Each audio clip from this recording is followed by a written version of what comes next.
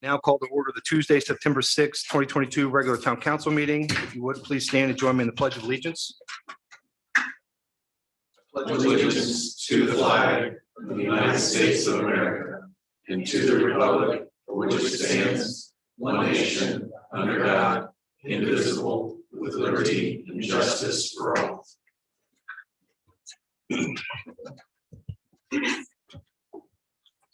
Up first is approval of the memorandum of the August 15th, 2022 regular town council meeting. A copy has been posted. Are there any questions or discussion from councilors? Make a motion to approve. Second. First by Councilor Garrett, second by Councilor Melton. All those in favor signify by saying aye. Aye. All those opposed, same sign. Motion passes 7 in favor, 0 opposed. Up next is the approval of claims. September 6th claims. Are there any questions from councilors? I know Kelly's in the room. No questions? I will once again just point out the claims look really, really good and they're easy to follow.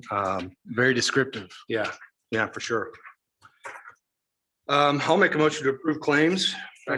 Second by Council Culp. All those in favor signify by saying aye. Aye. All those opposed, same sign. Motion passes 7 in favor, 0 opposed.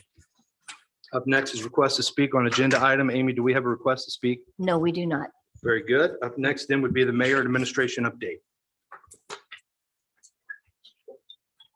Welcome, Mayor. Good evening. How are y'all tonight? Good, thanks. How are you? Good, thank you. Together with our CFO and department leaders, I am happy to present our town's 2023 budget.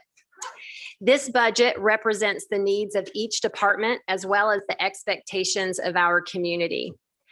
Information will be presented to allow the council to consider investing our robust reserves to meet these expectations.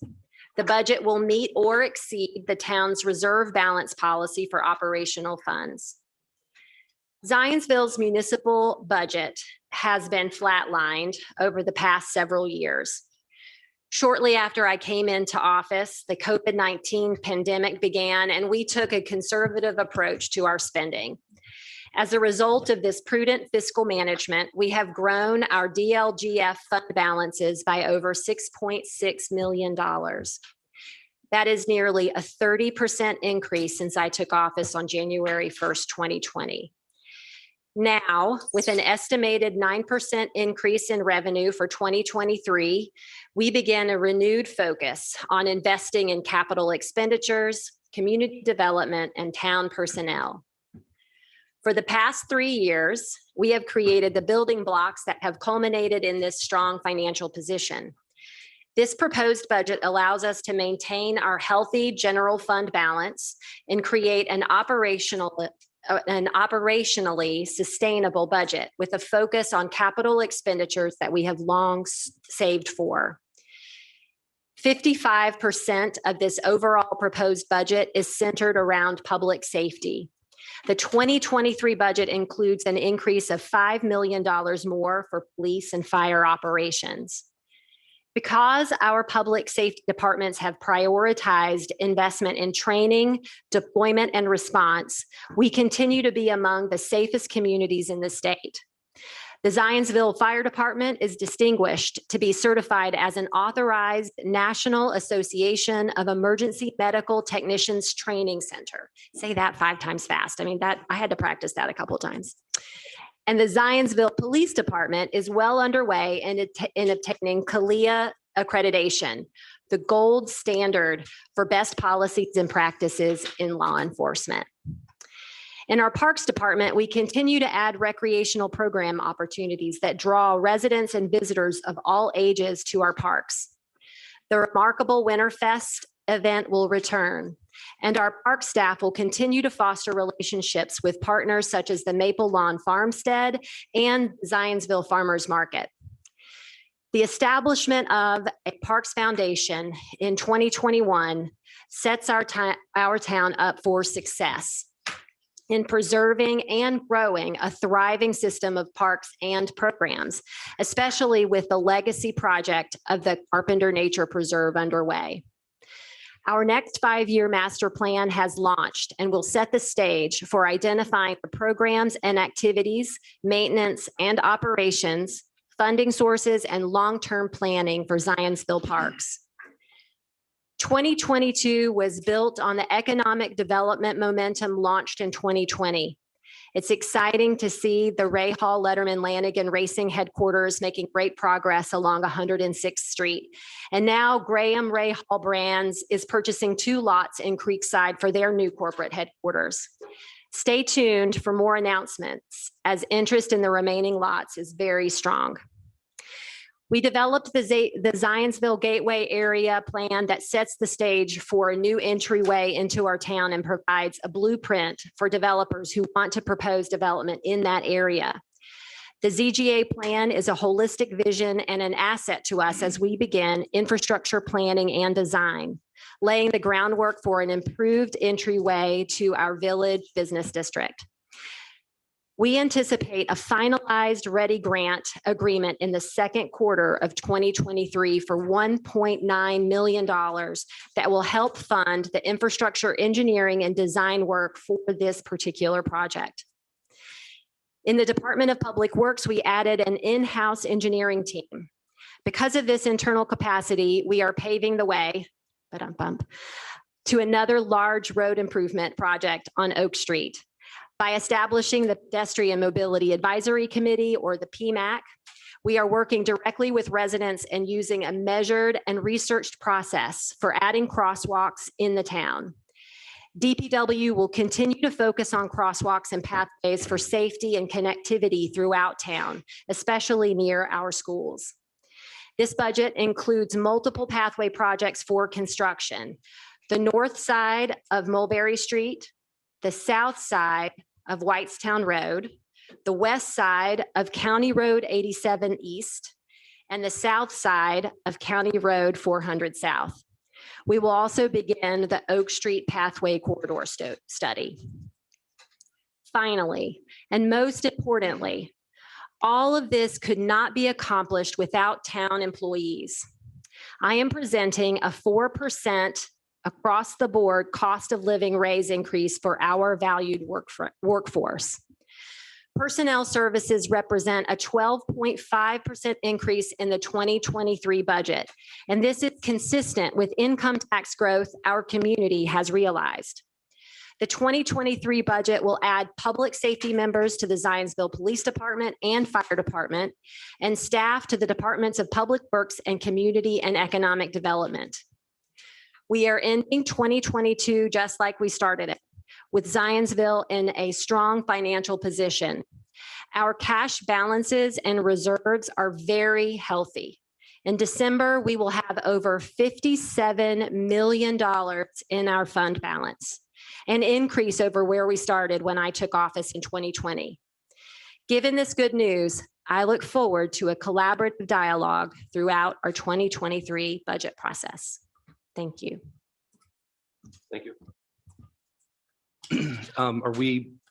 Is this where we get the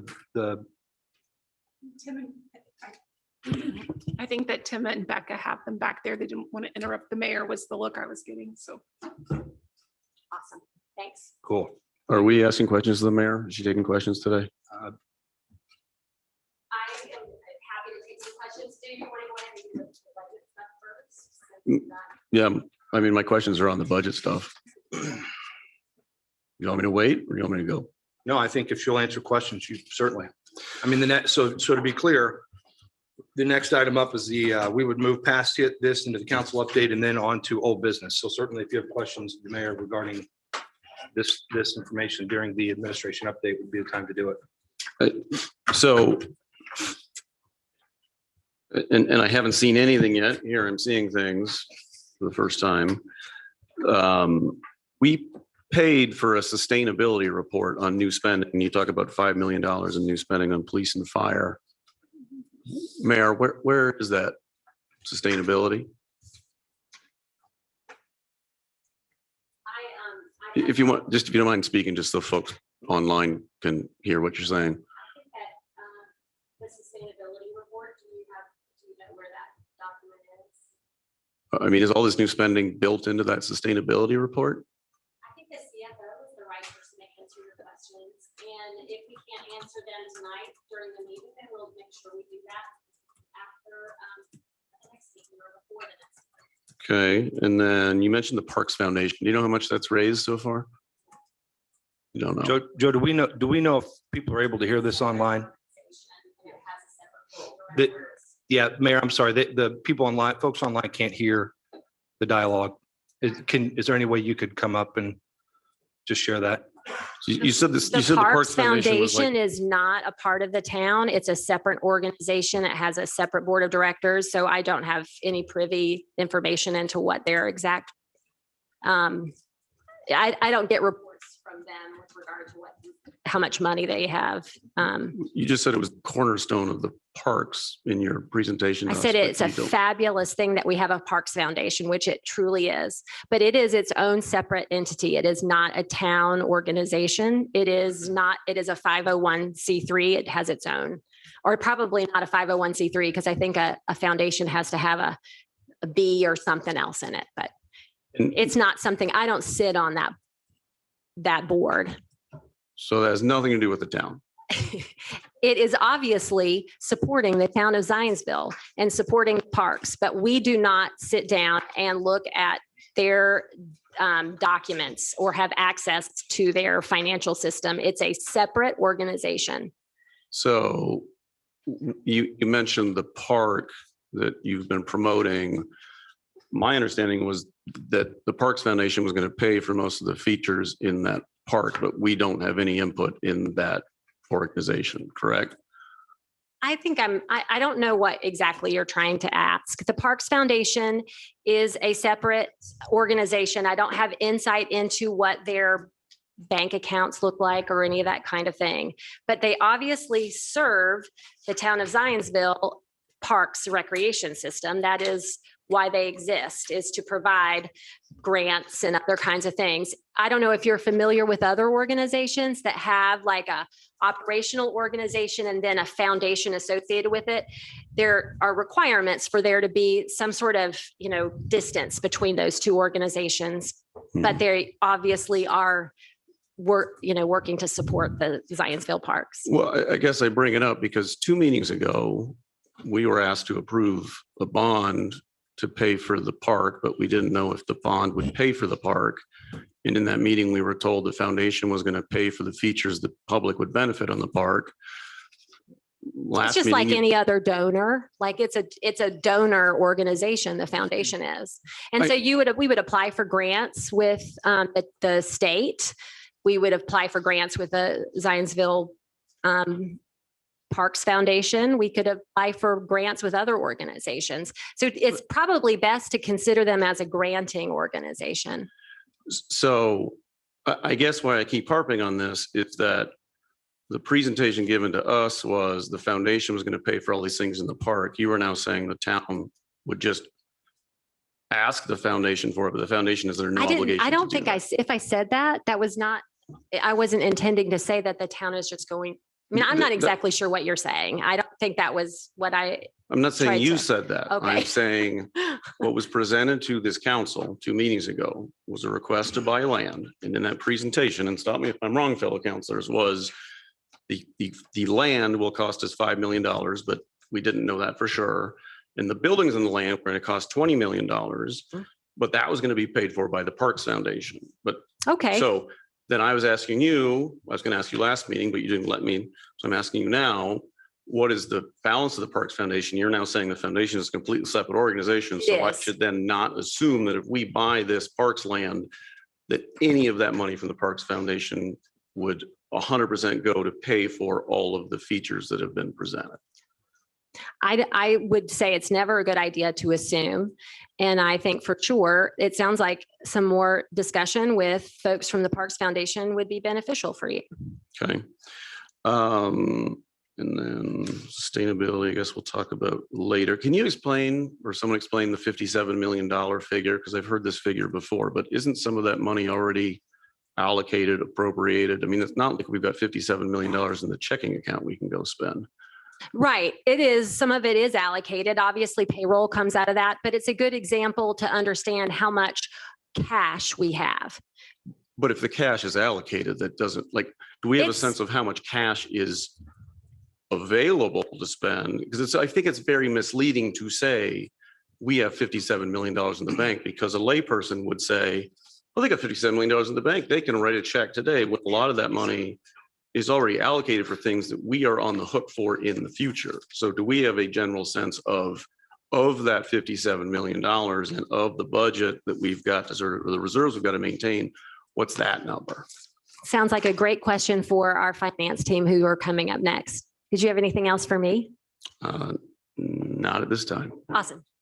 Oh, Mayor, I had a quick question for you.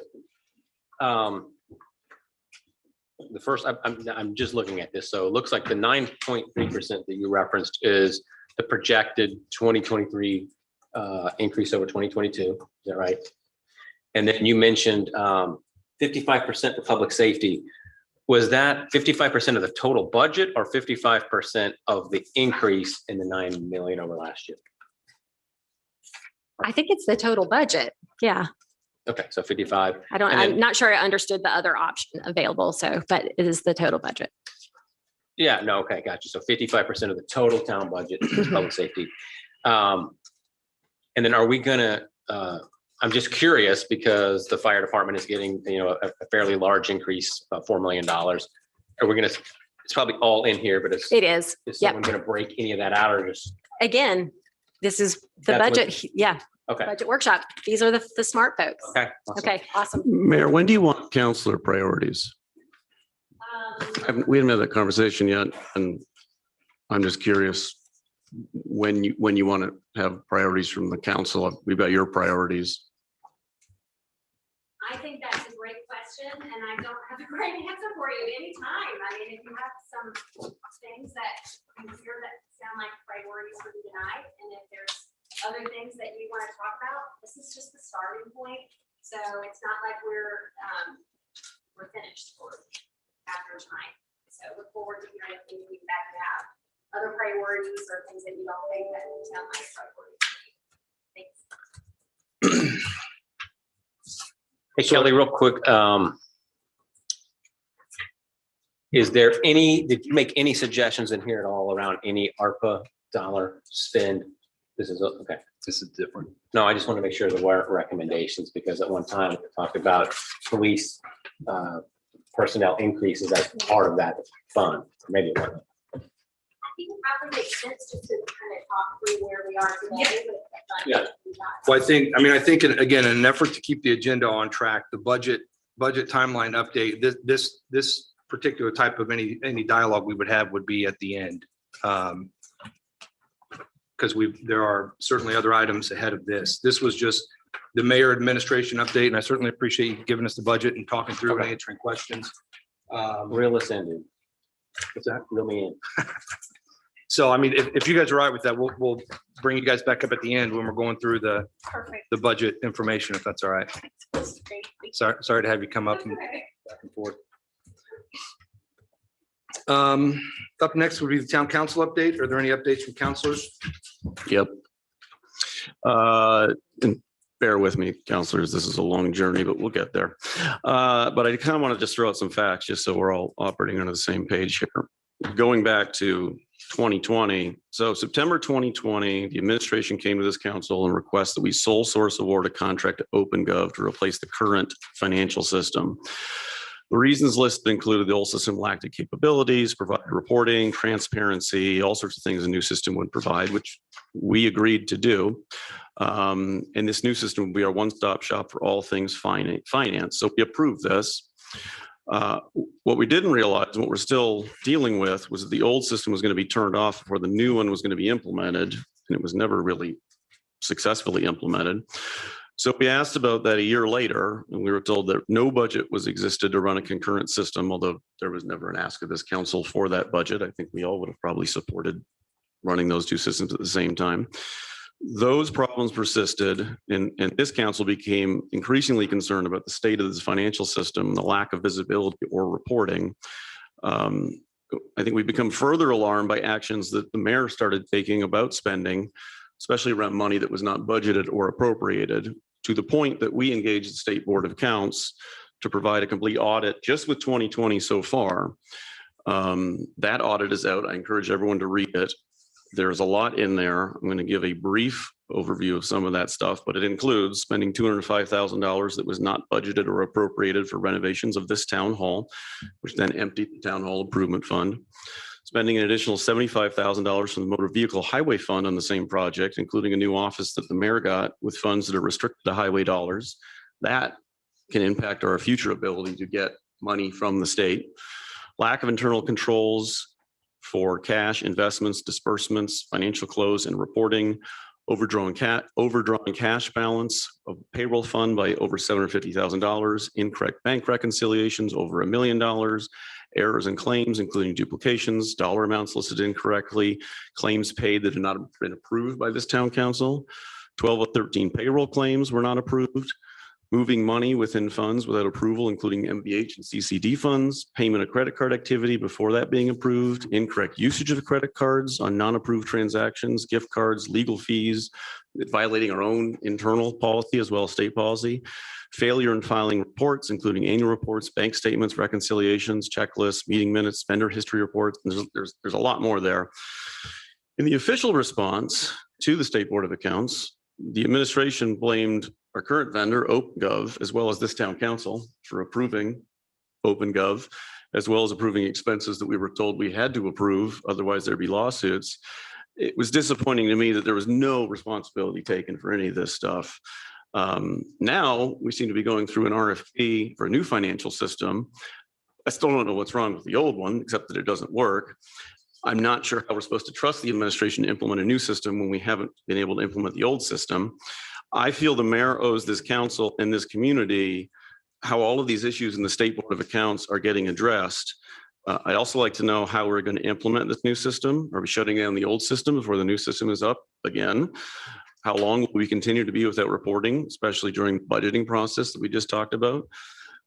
What is the budget implications? As this council has not been asked for more money, so are we then running concurrent systems, or are they just shutting it down and using that budget to pay for a new system? Our community is full of talented people. Many have reached out. Feels to me like we almost should have a third party come in and help guide this process to make sure we are getting the right system. Then it gets more interesting, because we've invited OpenGov to present their side of the story as to why they're not to blame. They've never shown up. Instead, they sent us a letter, which I received today, where they state, quote, "We would like Mayor Styron and relevant council members," I'm one of the relevant council members, "to retract all or correct all negative statements made to the press by close of business Friday, July 22nd, 2022. And we're about 6 weeks late on this letter, and reach an agreement.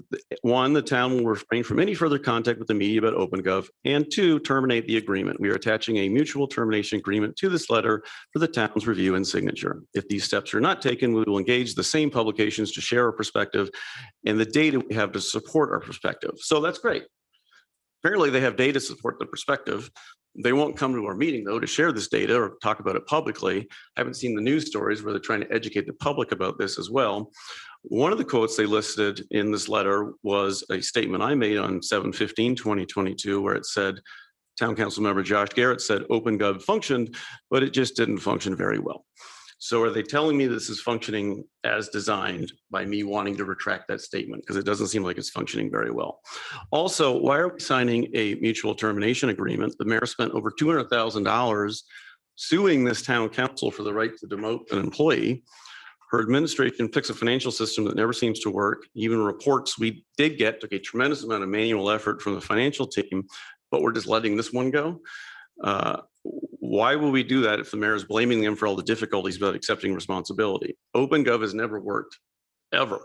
I personally regret ever voting to allow OpenGov to transition our financial system.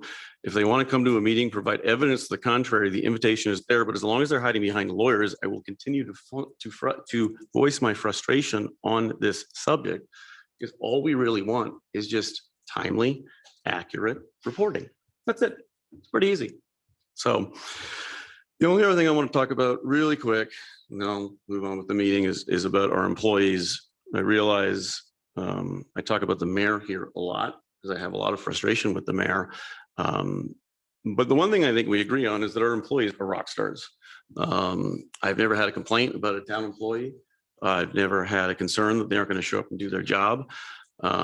Despite many difficulties I think they have to overcome, they come here, they're dedicated, they're loyal. All my frustration I'm voicing here is not at them. And I want them to know it. I respect them. I appreciate them. I know we've had a lot of turnover, and I appreciate those that are sticking around because it will get better.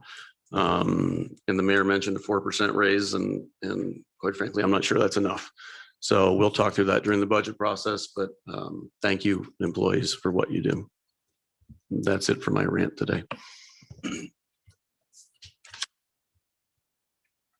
Heather? Okay. I just wanted to make a couple clarifying statements just for the full council. One is we did receive from OpenGov the letter that Councilor Garrett referenced on July 21st of this year. We have been in conversations. I am not serving as legal counsel for the town. I think I shared that with all of you as counselors. Tom Whitsitt of Whitsitt Nooning is serving in that role. And so we've been participating in some of the conversations as they've included us to, sort of learn what's happening. I've had multiple outreaches from legal counsel for OpenGov as well. We originally treated that document as a confidential document as it was given to us in the course of the discussions about a potential termination of the contract. I did share that with Councilor Plunkett in his role as president of the council. But I did talk with OpenGov today at their request, and they did indicate to me that that was not considered a confidential document. In fact, could be publicly shared from their opinion. And that's when I distributed it to all of you. So I did just want to make that clarification in fairness to OpenGov that they did share that information. That's something that I know we've talked about and Vice President Burke was aware of as well. So it's always a fine line on what we can share and when we can share when we're trying to negotiate on behalf of the town. So I just wanted to make that clarifying public remark. And I know that was not probably your intent in saying that, but you got it today, and that is accurate. But I did want to make sure the public knew we did get it earlier than that. Can I ask a question about this? I want to break any rules. No, by all means. One of the things that we've been waiting on to work through this process is an executive session. And my understanding was that the council had to call the executive session so that we could work through all of the final stuff. When is that going to happen, or are you all going to do that? I can answer that again. I mean, there are parameters. I think that we did not feel like we were currently meeting the exception under the Indiana open door law to allow for an executive session, because the exception that was being referenced it talks about threatened or pending litigation, and we're in the process of doing a mutual termination agreement. So I think the thought was if there were concerns, they could be brought before the council and or in some of the other leadership meetings that are, being discussed. And like I said, I am. Are you leading that? Is that who's doing that? I am not. Your council's leading those discussions with OpenGov, and they've invited me to join, in which I've joined. Right. Yeah. And okay. I'm being very careful, Mayor, not to overstep Tom Whitsitt in his role. Absolutely. I think what I've heard is that an executive session is something that repeatedly I've heard would be helpful for maybe all parties. So maybe if you all want to consider doing that, I think it might help us perhaps get all on the same page at least. Yeah. Who's giving the advice and counsel about calling an executive session, and under what parameters are they saying? What I've heard is that this discussion would need to happen in an executive session amongst all of us, and that we can't call it. I mean, I think I can call a special session, but I think that you all are the ones that can really call an executive session. Heard that from whom? Well, I will share. Yeah. So I know that's been something suggested by the administration. I think the challenge is we want to make sure it meets a relevant exception to be able to call an executive session. So executive sessions under the Indiana open door law can only be called for specified purposes, and we always note those exceptions. One of them is for threatened or pending litigation, and we've not been notified that that is the case. You cannot include OpenGov representatives in that, or it invalidates the exception under the Indiana open door law. So the request is out there, I think, for the council when we've looked at it. We want to make sure we're just doing executive sessions as stated in the open door law. And that's, I think, been the rub of the request and maybe a difference of opinion of when you can use that exception. That was suggested 4 months ago. Right. It's a little bit much to say, like, we've been waiting on you for 4 months to give you information. Like, Well, I think it's also important to note that without qualifying for one of the reasons to hold an executive session, you can't hold an executive session. and that's been communicated, correct? We can't just hold an executive session because we don't want information in public Correct. without having a valid reason not to do it. Am I wrong here, Heather? That's correct. And I am all for the public having as much information as possible. I don't think an executive session just to hide answers is appropriate. I guess I agree with Counselor Trailer is that why are we keeping pushing for an executive session? It We are should be- not. To be clear, we're not.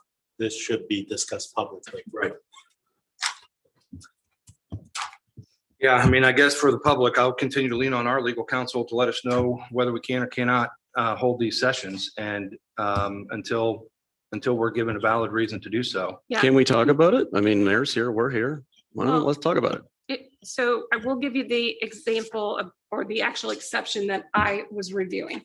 So it's in Indiana Code 5-14-1.5-6.1 B2 capital B. And it says you can have an executive session for initiation of litigation or litigation that is either pending or has been threatened specifically in writing.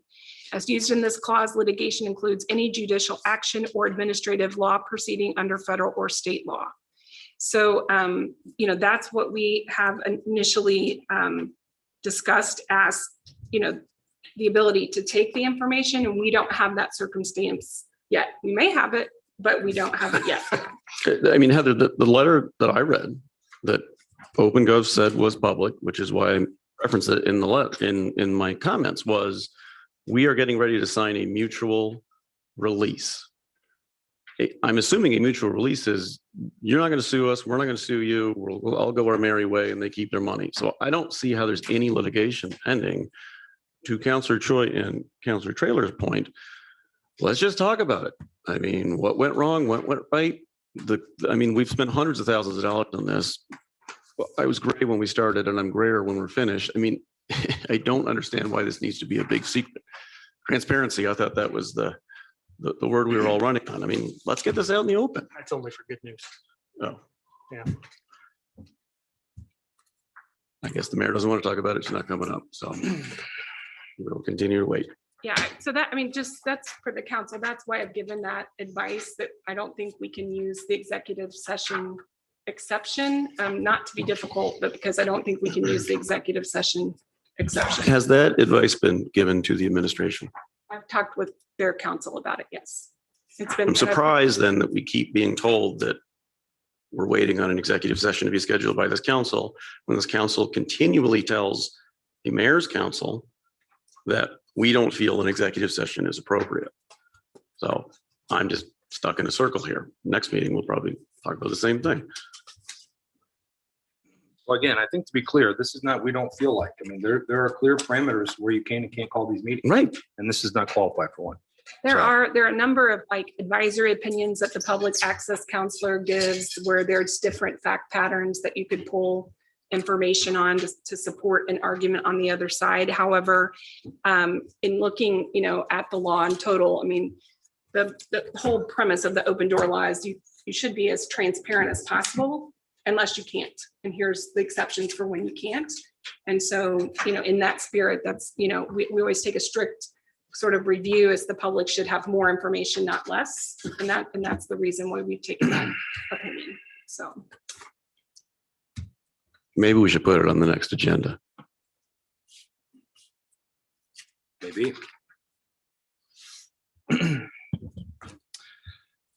All right, anything else from counselors? Up next is old business. This is a consideration of bond ordinance authorizing bonds for TIF EDC. This is for the farm phase one. This is ordinance 2022-15. This is a final reading. I believe Heather, James, and Steve, are you coming up, or Tom, who's gonna? I actually can take some of this if this is helpful. Heather, you're welcome to come up. So Councilors Choi and Melton and I met with the developers to talk through this. I know there's some questions. I won't speak for the other two counselors, but I was very impressed with the conversation and the flexibility. So just so we're on the record, and Steve, I may have you come up just to verify this verbally here, what we sort of talked through, but the TIF, so the TIF is coming in two phases. The first phase is a 95-5 split, meaning that 95% of the captured revenue will be retained with the developer-backed bond. It will then pay that off over a period of time or sooner if the revenues are quicker. That remains the same. What we were able to talk through, though, is a couple things. One is the bond interest rate will be set at 5%, which seemed reasonable. There will be no appeal by the developers on the assessed value of the project unless it exceeds 125% of their development cost. So I think that's an important one here to understand that, and not that I'm accusing them of this at all, but there has been in the past, Boone County has had problems with a development that is built in retail. And then once it's built, the developer says, hey, it's not worth anything. It's just an empty box. And it's not. So, you know, the $40 million project, then we wanted to assess for $1 million. They've agreed not to do that unless the Boone County assessor comes in at 125% higher than what they built it for. The other unknown was the second phase of the TIF, which is still, I think, being developed and being put through. That's got some retail components and some other flexibility in there as well.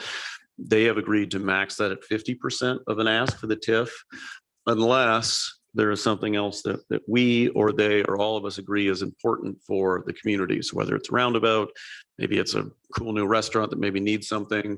So they'll come to us for up to that 50% for the infrastructure, and then things above and beyond that, we'll have a chance to say yay or nay to, just based on that. And the other thing, and this may sound harsh, but it restricts the sale to nonprofits of the land.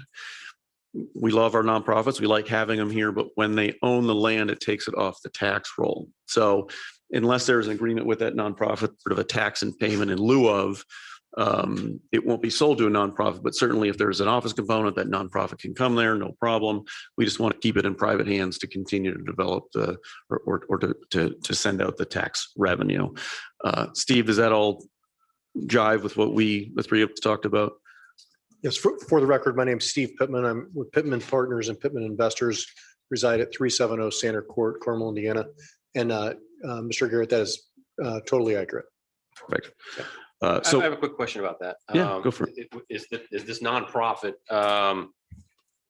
restriction in the entire TIF, or is it just in the land that's considered that he's developing for the farm? It would be the land that he is developing for the farm. Okay. So just that Just the corner there, commercial, just the commercial piece, yeah. outlying commercial. And real quick on phase one, is the timeline flexible, or what is the set period on that? Is it 20 years, 25 years? Do you know off the top of your head, Steve? I thought it was 25 years. Yeah, 25 years. 25 years in phase one. 95.5. Any idea when the second phase might be presented? Well, our goal is to get started as soon as possible, and we haven't gone out and really marketed the retail super aggressively. We're being contacted by people, but we haven't marketed it super aggressive because the marketplace really wants to see that we are actually going to start this time. So if you recall, we were going to start phase one of this project and started to 2015, then it got derailed. So I think people really want to see that we're going to be starting this. And so phase one will be 400 units. And the other important part of that, about that phase one, is it helps put in the infrastructure that allows phase two to occur. And with the amount of, I'm going to say the value of that asset, the the rental rates, the income that that's going to attract is really going to help us be able to attract the tenants we want in phase two. So yeah, phase one's the 400 units, the parking garage, and then other infrastructure of parking and Correct. streets, that kind of thing. Do we have an idea of even at that 5%? So I know we're throwing around percentages, but is there a dollar amount that we might be expecting in Zionsville? Yeah, and I'm gonna cede the microphone to Tom Jason so he can fill you in on some of that. Yeah, I think that direct economic benefit to the town slide and all the slides that were presented to us in transparency would be great to present to the town. And I assume that's what you're about to do. Some of those questions will be answered, Mr. Burt, Councilor Vice President, excuse me. Thank you. I do want to touch on what Steve was talking about, Mr. Pittman, about the commercial aspect of it. Phase one will lower the cost of entry for the phase two commercial development. So that's going to be an incentive for the next step, the next phase two, which that was explained to me, and I think it's a great way to market it.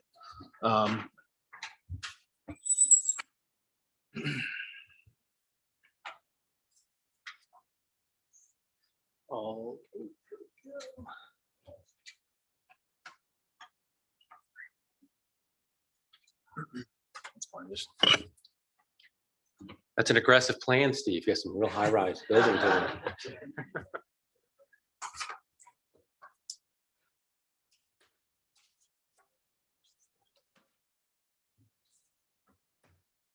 Well, I am getting this centered. I will introduce myself for the record. I'm Tom Jason. I'm with Skinnell Properties. Our address is 8801 River Crossing Boulevard in Indianapolis, Indiana. Thank you for your time tonight. We are happy to be back for the second and hopefully final reading of the bond ordinance.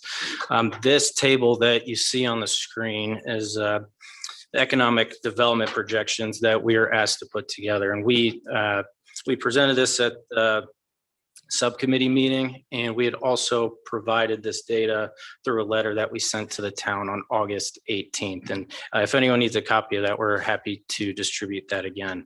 All right, so my old eyes say, is there any way we could blow this up a little? I'm trying, I left but my I'm readers in the getting truck.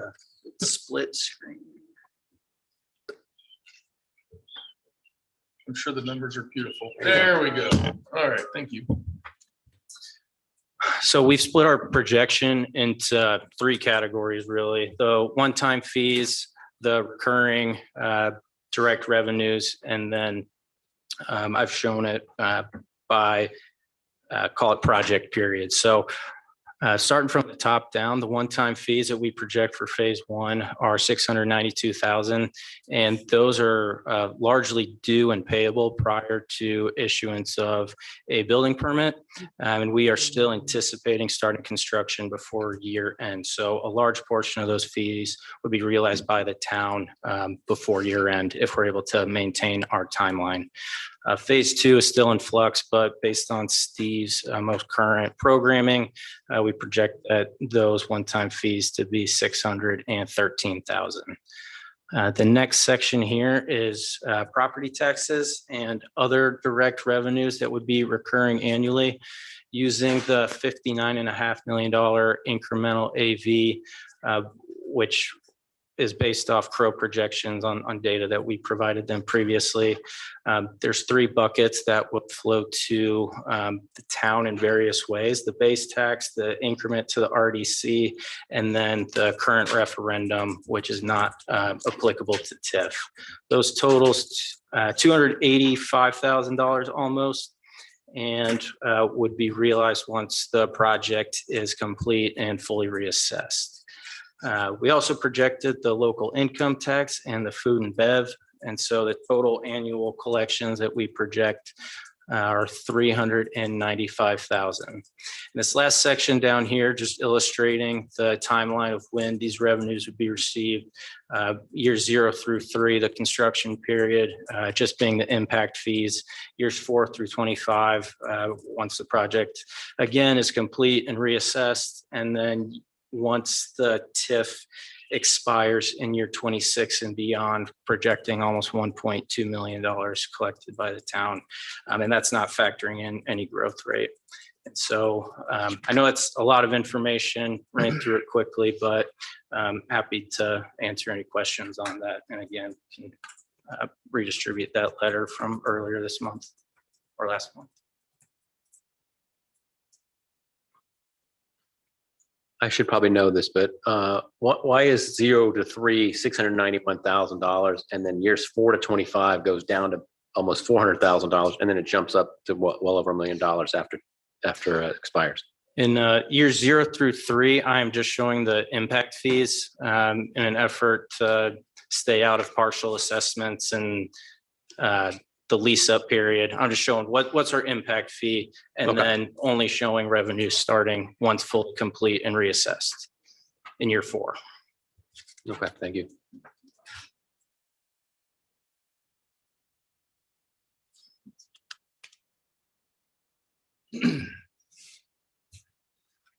How quickly do you think you'd be done with phase 1? Like within 2 years? Yeah, we're targeting to start construction before the winter. We project a 24 to 26 month construction period, also dependent on winter conditions. So that puts us at December 24, January 25 for the apartments to be fully complete and open. The infrastructure component will probably be complete within 12 months of construction commencement. When are you anticipating phase 2 to start? That'll be based upon market conditions. I mean, so as soon as we get this started, or even before this started, we'll be out in the market with our retail brokers, talking to retail tenants. They're going to be knowing that this thing's going to be started. And so as those folks start signing up and we get the right tenant mix and the people we want out and the people we think you all want out there, that'll start. So I'm not able to give you a date of when for sure that'll happen. It'll be, if we went into a big recession or something else, then, that could be delayed. But I would anticipate, based upon the interest that I think that we're seeing right now, that it'll, my hope is that we'll be breaking ground on something in the commercial 2023. I'm very interested in the canes. In So if you what? could get us a Raising Canes, that'd be great. Yeah, some other people have I told me that. mentioned that to you earlier. We want to get that. We'd love to get Shake Shack, some high-end restaurants. Everybody just woke up right when you said Shake Shack. Yeah. Everybody was asleep. That's woke up. Yeah, we hope that happens. So these numbers are, I mean, I know that the TIF, this is for the TIF. The TIF is bigger than just the farm. So are there other dollars that we are not accounting for that could be developed in some of those other lots? Yeah, we focused on phase 1, just knowing that phase 2 is in flux and speculative. And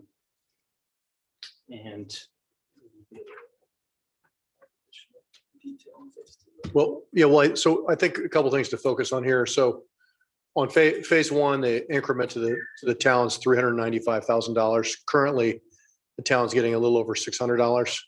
And then phase 2, we're showing what we would anticipate is the increment without a TIF, with the agreement in place that Mr. Garrett spoke about when we come in to do phase 2. Does that answer your question? Yes. Okay. Thank you. Just to be clear, so we created an allocation area within this larger economic development area specifically for this phase 1. And then there's a separate allocation area for phase 2. And TIF from that separate allocation area would be pledged to the phase 2 financing. Perfect. I guess this is for the gentleman from Scannell. So when you said the infrastructure will be done in 12 months, is that just for phase 1 or is that phase 1 and 2? it'll be a combination of both. We're anticipating the spine road that will service both phase 1 and phase 2, and to be complete. But when we say complete, that's excluding final landscaping, final top coats of asphalt and things like that. But a majority of the infrastructure and site work for all that we've described as phase 1 should be complete within 12 months. Cool. Thanks. Any other questions from counselors? I just have a comment for the public that doesn't go digging. The Zionsville Chamber of Commerce has sent us a letter of recommendation as well. I don't know if somebody's here to read that tonight, but I just think it's important to understand that some of the things mentioned in that talks about, actually, do you mind if I read it? Does anybody have a problem with that? If I read it? So to whom it may concern, the Zionsville Chamber Advocacy Committee and the Zionsville Chamber of Commerce would like to express support for the farm with Pittman Partners and Skinnell Properties. This development is the gateway entrance into Zionsville from Michigan Road. As you will see in tonight in their presentation, this development is well thought out, of high quality, and will help define an entrance into Zionsville with a prominent piece of land. You will find that the farm is rich in enhanced building architecture. It will also include a 4-story parking structure, which provides a better utilization of land instead of a sea of surface parking with a 400 multifamily apartment unit. This project also provides an additional density, which allows a much greater assessed value, which the community will benefit from for many years. The TIF allows for, this is an important part here. The TIF allows for the installation of significant infrastructure in the phase 1 multifamily component that will allow the retail to be developed quicker and will help attract upscale retail uses. Without the TIF, this amount of infrastructure could not be installed. Again, this part right here is what the three of us met with the bonding agencies about. The TIF is being proposed in phases, and the developer is only asking for an effective rate of 76.8% of the phase 1 portion of the increment. Is that correct? I think that's overall. It's an overall 70, so that's slightly off on that comment. Yeah, But the overall rate for both phase 1 and phase 2, so that's incorrect. Overall rate, phase 1, phase 2 is 76.8, which is less than some of the previous allocations that we've allowed here recently. So just want to be clear on that. This development allows for good stewardship and enhanced treatment of a critical gateway corridor for Zionsville. This will elevate the corridor in a very desired manner, which I agree with. As the voice for the business community, we want to express support for development such as this that will help diversify our tax base, allow continued growth for Zionsville while delivering on a desired aesthetic piece for a growing and critical gateway corridor. There's a lot in there, and I think that's really a really nice letter of support. And again, I think it's important to focus on the actual TIF percentage there of the 76.8%, which is less than some of the other 90 to 10 or 95 and 5 on the overall project. We're giving them less in this case. So I'm just really excited for this. This is a opportunity, once in a lifetime opportunity, in my opinion, much like the mayor and administration's objective with the park. I think this is going to be definitely an important project. So just wanted to relay that and express the support of the chamber. Anything else from counselors? This is a final reading. Move to adopt. Got first by Vice President Burke, second by Counselor Choi. All those in favor signify by saying aye. Aye. All those opposed, same sign. Motion passes 7 in favor, 0 opposed. Thank you. I just want to close by telling you, thank you for all the work you guys have done. I know you guys have a lot of responsibility. We feel the same thing here to do a project. This is really a joint venture with the town. And so hopefully we'll have a lot of interaction with you guys moving forward. So thank you again.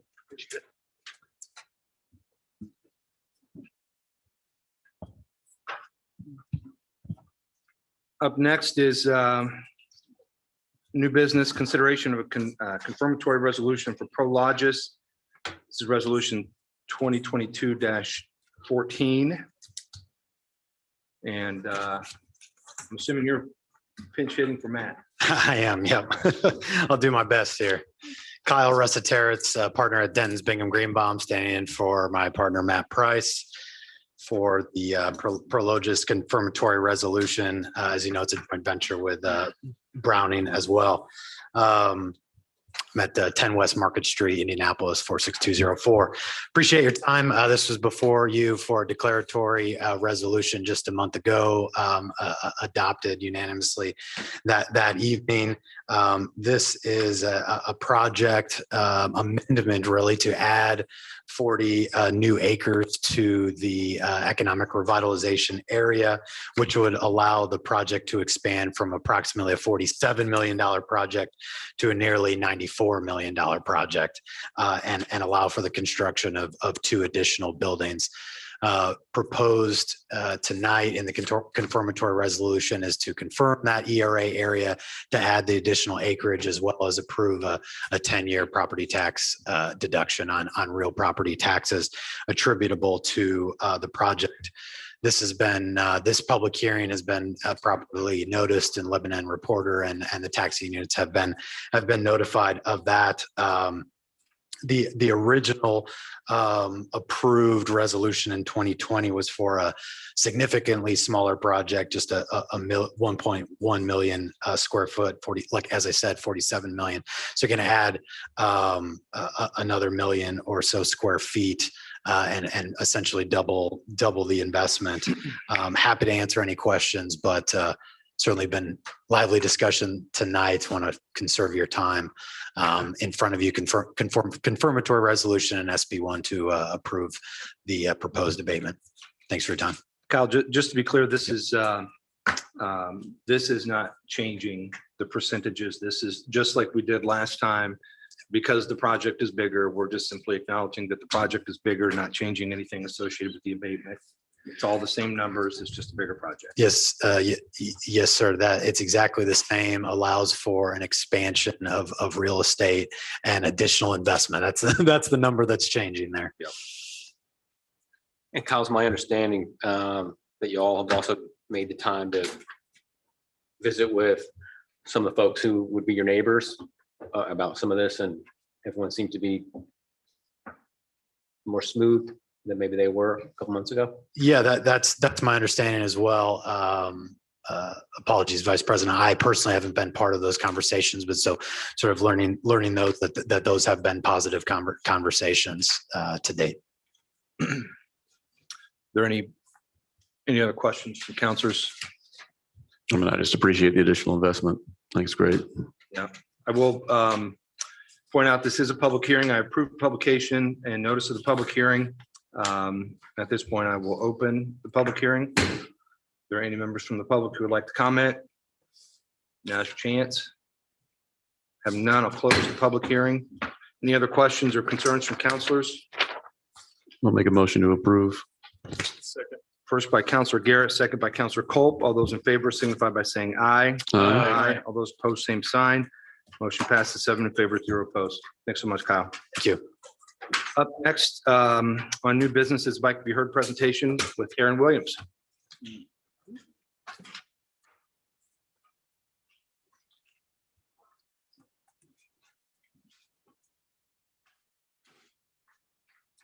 Good evening. Good evening. Hello. How's everybody? Well, thank you all for letting us come. Thank you, Mayor Stiver, for sticking around. We are having the 2022 Bike to Be Heard presented by SRAM and sponsored by the Boone County Racial Diversity Coalition. Several years ago, in the height of a ton of racial reconciliation in our country, we were fortunate to get some of the brightest minds from the business community and just from our community in general in Boone County to create the Boone County Racial Diversity Coalition. We focus on 3 areas. One is around education. So how do we increase racial diversity in our education systems with recruiting for teachers, having the right literature in our classroom that really amplifies and exemplifies what this great county is about. The second part is with law enforcement. We've had an opportunity to even work with the Zionsville Police Department with their recruitment efforts and are doing the same with Lebanon. And the third is around economic development. How do we bring more businesses to Boone? Because we truly feel like things are better in Boone. With that, we bring together the community in partnership with Carmel, because we go go in our bike route right down 421, and also with Indianapolis because we go down 96th Street. This is a community bike ride. It is to bring our business community, our residents all together in a fun, family-friendly effort to really support the great work that's being done here in Boone County and collaboration and letting folks know things are truly better in Boone. Obviously, we start here in Zionsville. Once again, we go down 421 and tap into Carmel, 96th Street over into Marion County, and then back up Zionsville Road. The request today is for a partnership with the town of Zionsville. We've been having great success in working with Captain Kleiken in the Zionsville Police Department, several folks throughout Boone County from all of our law enforcement agencies. We were fortunate to have SRAM, probably one of the largest bike manufacturers in the world, come on as our title sponsor. And they have not only given in their time and resources, but also in their staff. So the request today is for a sponsorship and support from the town of Zionsville. I believe there are certain fees and things that are associated with having the wonderful men and women from the public safety agencies here participate in that. But we would love to have that. The event takes place on September the 17th. So just a couple of short weekends away. It is a Saturday. It starts at 6 p.m. We kick off from the Group 1001 headquarters in the parking lot, and we take off and we get to stop traffic on 421, and people get to honk and wave. We don't want them to be on their cell phones, but some of them take pictures while driving. So we don't encourage that. But it is a great way to talk about the great things that are going on here in Boone County. Once again, September 17th starts at 6 p.m. And if you do not have a bike, get one and come and ride with us. Bring your family, your friends, and most importantly, tell your constituents. We would love to have them come and support. So I'm happy to take any questions, comments, or any concerns. Aaron, to be clear, you mentioned sponsorship. Is your ask here for this to be included in a town-sponsored event so that we waive the fee for police officers? Yes, sir. Yeah. That is correct, Mr. President. I think the time and the duration of the event, I know Captain Drake is here, so I won't put him on the spot, but from a ZPD standpoint, from a manning, like hours and time, it's a less than 2-hour event from start to finish. Aaron, how many riders did you guys have last event? Good question. So we initially, when we first started this, I don't know if the mayor remembers, our plan was just to have about 100 folks ride. And it was, once again, during the height of what was going on in our country to really strengthen and enhance our community policing relationships. So I said, if we could get 100 folks to ride with some police officers, that would be great. When we finished our sign up, we had over 750 folks registered. Wow. And we had about 585 ride with us. Good for you. Thank you. For the group, I mean. Well, yes, sir. I will also let everyone know our registration process is a little slower this year. We don't know why that exactly is. So we'll figure out the details here in the coming week of the exact anticipated ridership. I don't think I've ever seen anybody ride a bike on 96th Street before. It is fun. Councilor Culp, you should come and you should be the first to join us. Can I use my electric bike? We'll give you a pass. Yes, right. yes. I believe the mayor rode on the electric bike last time. So, yeah, well, it's fine as long as it does not have a motor on it or there's a certain requirement. But yes, it's a fun ride. I'll say this to be done. One of the things that we strive to do with the Boone County Racial Diversity Coalition is truly amplify what it is to be a melting pot here in Boone County, not just Zionsville. You know, we look at the numbers and people say, oh, you know, you have this issue, you have that issue, but how do we bring the community together? And how do we do it with our business community, our law enforcement community, our education community, everyone involved? We think this is just one of many ways to do it. So if this is something that we felt like we wanted to do, Heather, we would just vote to. I think you can just vote. I don't think we need a resolution or anything And formal. then would amend maybe the previous, or is this, or are we now entertaining individual I events? believe, because I didn't know you were going to ask for this, I didn't look it up. I believe that what we said previously is that these rules would apply unless the council take affirmative action to make an exception. So I think you would just be taking a vote that you're making an exception to the policy and that this would be a firm sponsored event. Okay. I think that's easy enough. Everybody in agreement? Oh, I'm certainly in agreement, but you all make the decisions. Are there any questions from councilors? No, I rode in this event 2 years ago. It was a great event. It's a lot of fun to ride down Michigan Road in the middle of the street.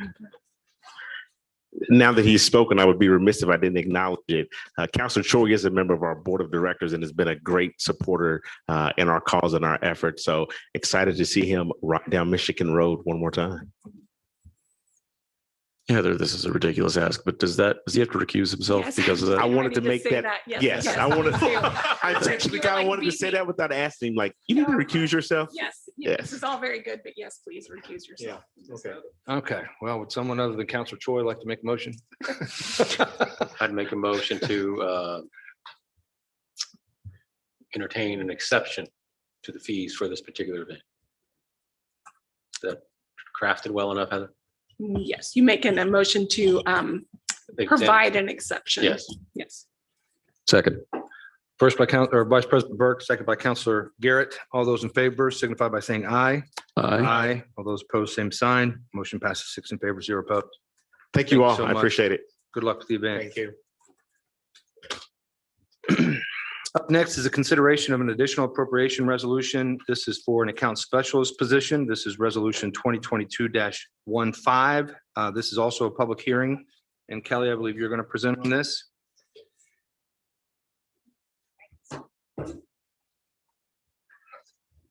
So this request is for, the 35,000 will cover, it's got quite a bit of a cushion, but that will cover the rest of the year. Were we to post for this job tomorrow and hire looking towards later in the month. Currently, this position is being served by, we have a temp in this position. She has been in this position since September. So that contract is long since we are under no obligation to have to pay out any more on the contract. I'm not saying that she will be the one to get, we're going to post the position, but this is a position, I think over time it has morphed. It predates me as far as having like public service position, accounts, this position and the court position. They've kind of morphed and then they split into three. 2 part-time, and then this one became a temp position. So I would like to bring this back on. We don't have to amend the salary ordinance. We already have this position on the books, but it's an additional one for finance. So their duties will be very similar to the other accounts specialists that I have, except their focus will be on receivables and then doing any sort of special projects, bank reconciliations, anything that a lot of places that they can pick up the slack, whereas the other position can't. Kelly, will this, or I know one time you had a number of open positions. Is everything filled except for this now? Would this be the only open position you have? Yes. I do have an ask in the 2023 budget for a procurement position, but I decided to wait with everything that's going on. I decided just to wait until put it through the budget process. Much appreciated. So this is for the 2023, but I'll forget to ask it. Who is doing the job of the procurement specialist now? That's kind of all up to the individual departments to do, and that's where a lot of times P cards come into play. I think it'll meet a lot of needs of the town and the council to have kind of one centralized person do in charge of procurement. Is now it feels like, at least where I'm sitting, it feels very siloed, and so I'm hoping to kind of bring that all under one heading. So we do not have someone doing that position right now. And I hope to bring you some figures to try to show some cost savings that this position will bring. Kelly, is this enough? I know you guys are very busy and I'm happy to support it because you need the help. But is this enough though? I think so. I think it's pretty bare bones, but I have it so that we can, with some cross training, with people out, I think we can manage with the small group.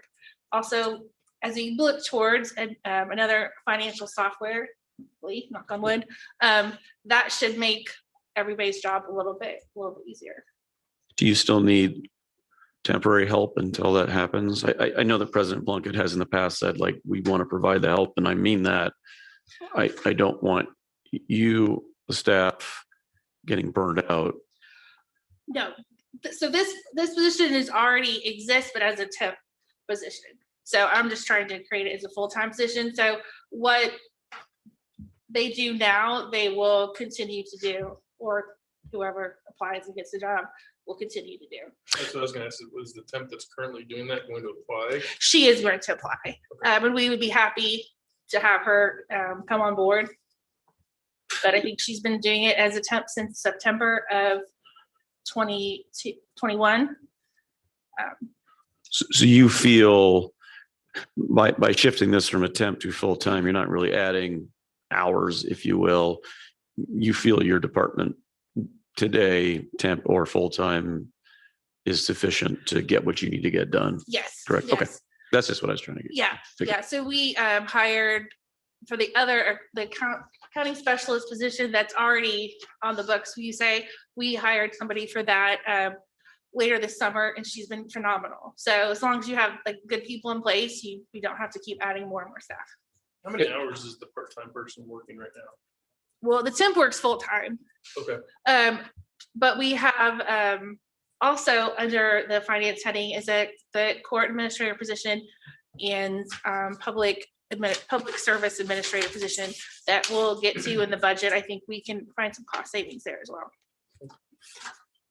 If the temp person is the one who ultimately gets the job, is there a conversion fee from, there's no conversion? No, fee? that time has passed, and I believe it passed.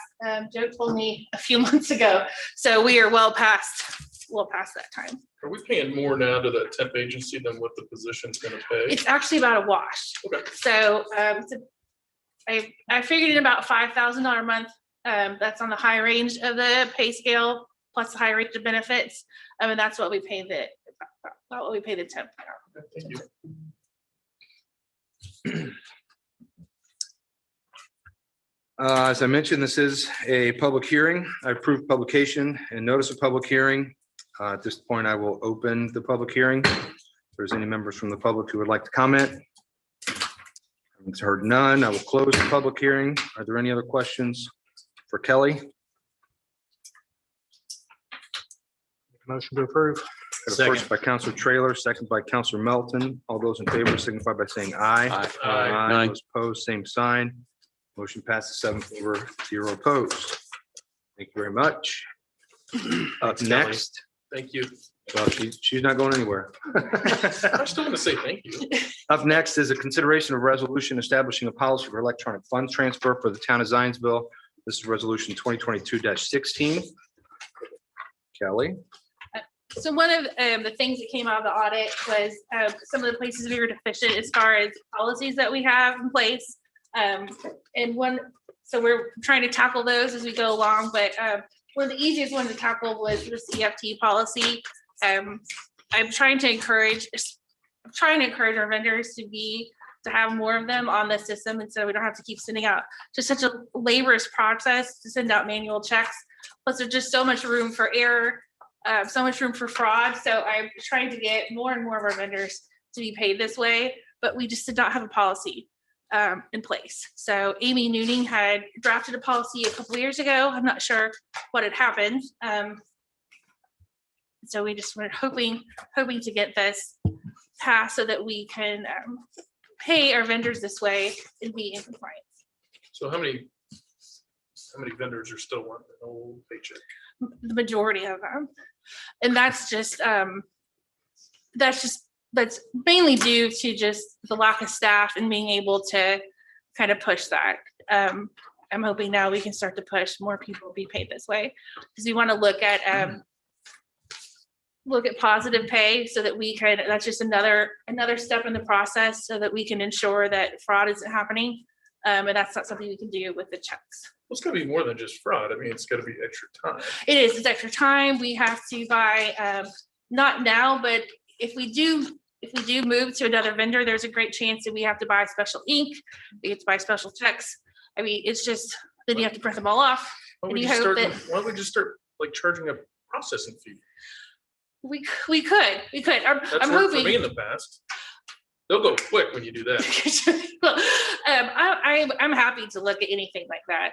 Anything, it's kind of putting the cart before the horses. I'm trying, seeing what happens with our financial software. I hate to put a bunch of information into something that we then have to pull out and then put back into something else. I don't know if you care, but when you get to that point, just let me know because I've had to do it like 2 or 3 times. I absolutely will. I will. Thank Yeah. you. Yeah, I think people want to be paid quicker too, Yeah. instead of waiting. We have to pay for postage. We don't have postage machines. We have to go buy stamps. It's Well, just labor alone, I mean, Yes. that's a nightmare. Yeah, okay. It's a nightmare Get off for my us. soapbox. So is this a process we've already been doing? We're just putting It just came out in the audit that we did not have an ordinance in place for it, or a policy, a resolution in place.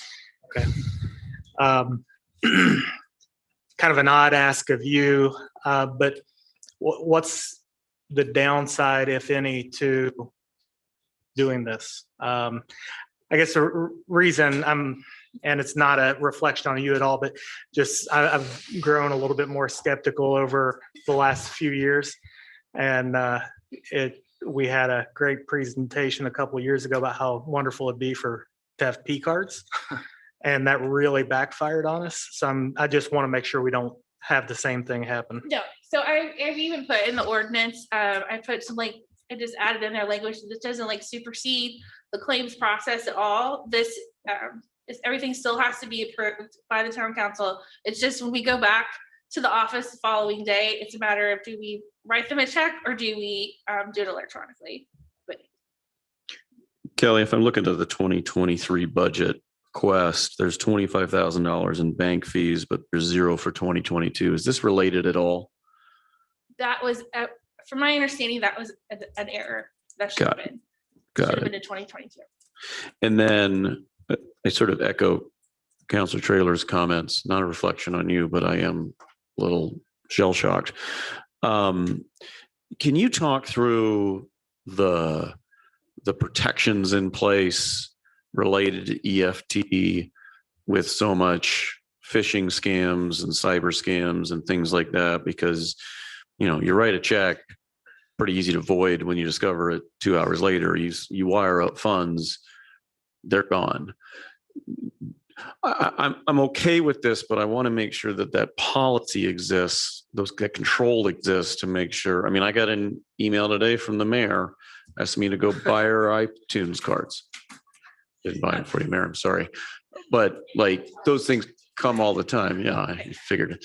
So does that exist? Is the training in there with a new employee hired? Are they trained? That's the things I think that one mistake and that's money gone, right? Yeah, no, I think that's an excellent question. So as we look to update all of these policies, one of them is control policy. So it's again one of those things. Do we spend the time kind of, not that it's not important, updating it now, because we're going to have to update it again once we move to the new software. But I think this is something that's really important. I'm just bringing with me, and we can write. I'm happy to write something up. I'm bringing with me my experience with the state, where we didn't. I probably caught a dozen or so. People trying to do some sort of fraud with us, and it is education for the staff. Luckily, we're a small staff that so we don't have to. We probably should educate wider than that, but not everyone will be able to go in. They can't go into OpenGov right now and change everything. And we will continue that process on whoever we end up with. But there are certain things in place, educating the staff on email addresses and looking at those sort of things and looking for the mistakes, and then also making sure that you call back that vendor, that we have those extra touches just to ensure that they're the ones asking for the change. Could you do me two favors, I guess? Because I don't know that I want that policy presented, because then people know the policy and can figure out a way around it. But as you're doing that, maybe if you can ask our IT department for any best practices, and maybe when it's done, I hate to put you on the spot, but we do have a resident banker on the council, just for an extra set of eyes, just to send that out. Up to the finance committee. That's perfect. Oh, great. Perfect. He's on that. So that'd be an ask, just to make sure we've got that sort of control in place. Thank you. So one of the things when Kelly brought this up, and similar to the questions you guys had, I just want to make sure there's a little bit of a delay, right? So that we're not, if a claim gets pulled off of the claim sheet, that they don't go out the next day because of the policy, right? So I noticed, and I appreciate the 2-day Well, so currently, not to interrupt you, President Plunkett, currently it's still, with our current software, it's still a very manual process for this. But I still want to have this policy in place because we do use it and I do want to push more people, more vendors, to be paid electronically, but we have to go into PNC and pay each vendor separately. So there's no separate list in our software as far as checks versus electronic, and we hit a button and everyone gets paid. It is a very laborious process.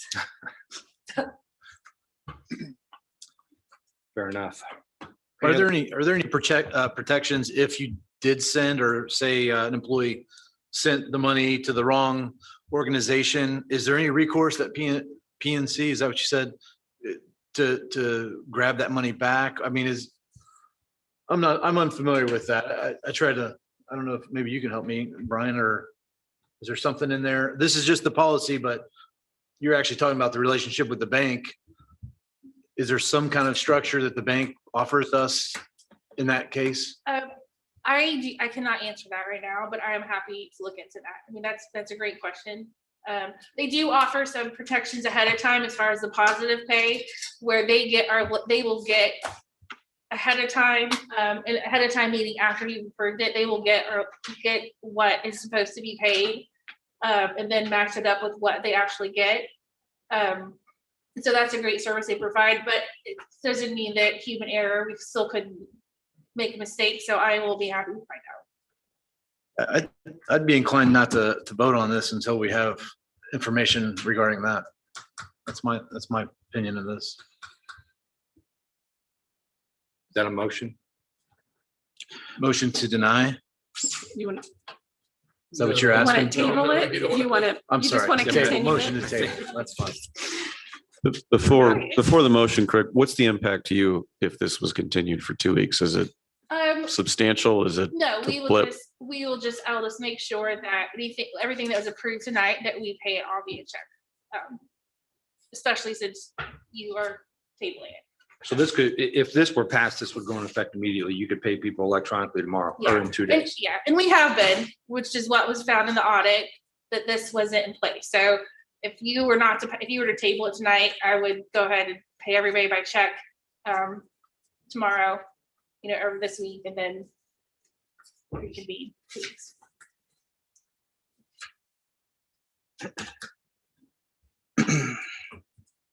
I mean, for what it's worth, from my perspective, I think it makes sense, especially since we're doing this process now, and the State Board of Accounts audit found out we didn't have this in the Yeah, I don't see. on the books. I mean, unless we feel like there is no recourse for sending the wrong check or wrong EFT to the wrong person, but I know I've sent electronic payments and had to ask for them back before. I mean, typically it's not a problem. It depends on who you send it to. That's true. Yeah, I mean, and I'm happy to get you that information.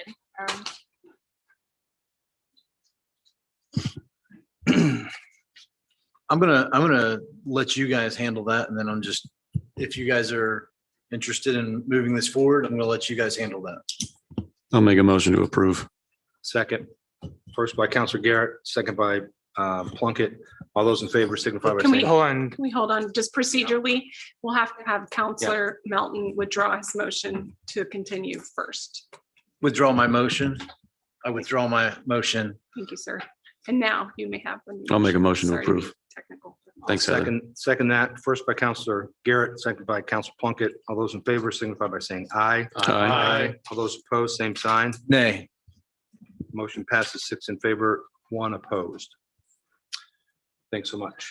I'm still here. What?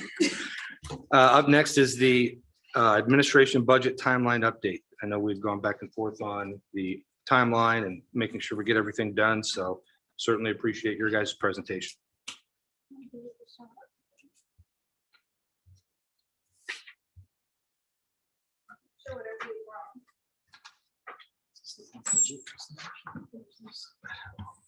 Where's this timeline? I think they're going to do this budget presentation. That's what it says on the agenda. Oh, I know. Let's make sure.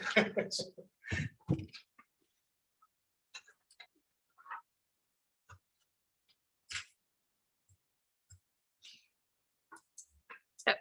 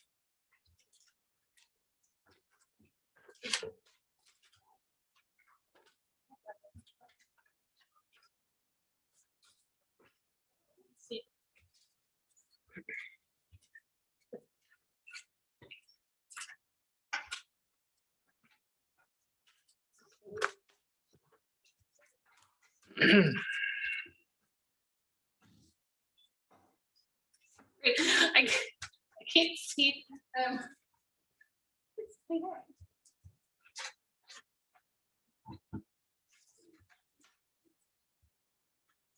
I'll get there. It's just like.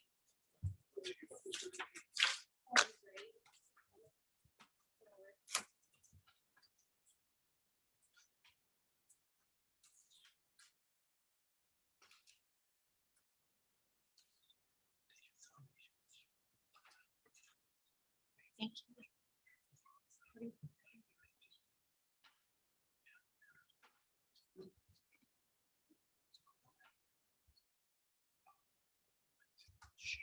All right, here we go. Sorry about that.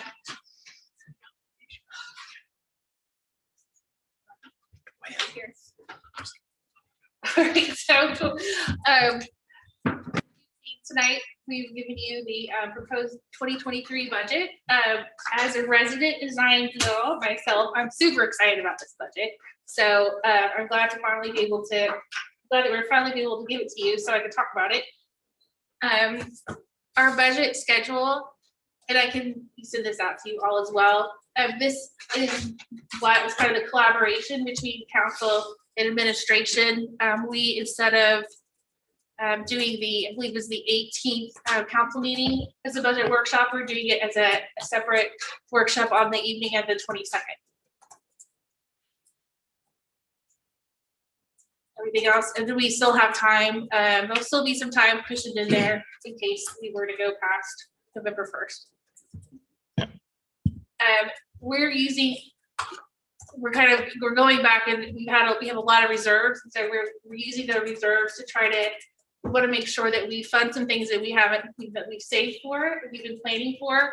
And so this budget really makes use of all of that, getting some of these fund balances down to probably maybe where they should be instead of being such large balances. So we've just given you a little bit of historical information.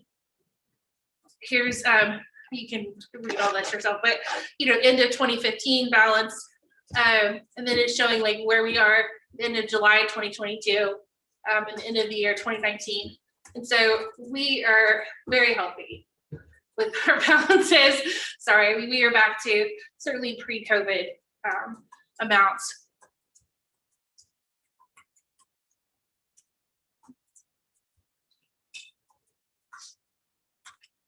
And then this gives where we project to be at the end of 2023 with this proposed budget, and we still end up ahead of where we ended up in 2019 with the extra spending capital.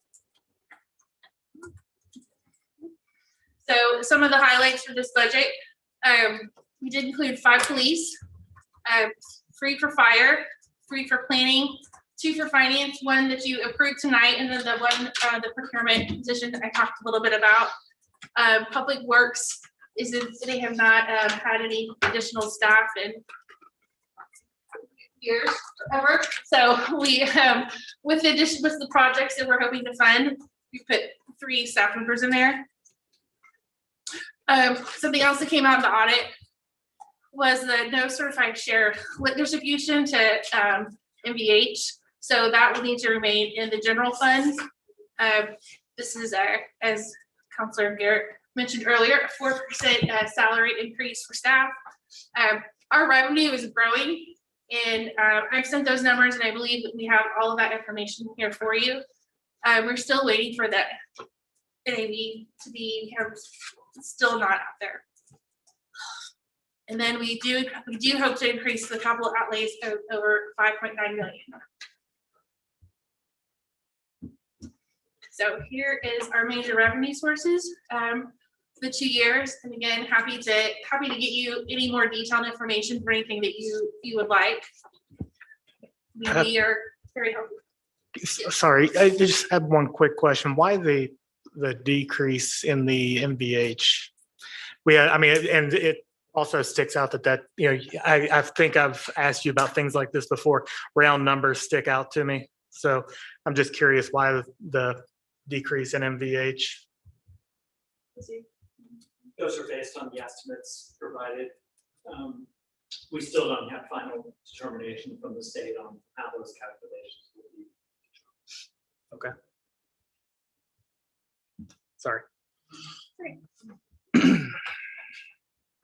Then here's just kind of a breakdown of our spending over the 4 major categories with plus debt.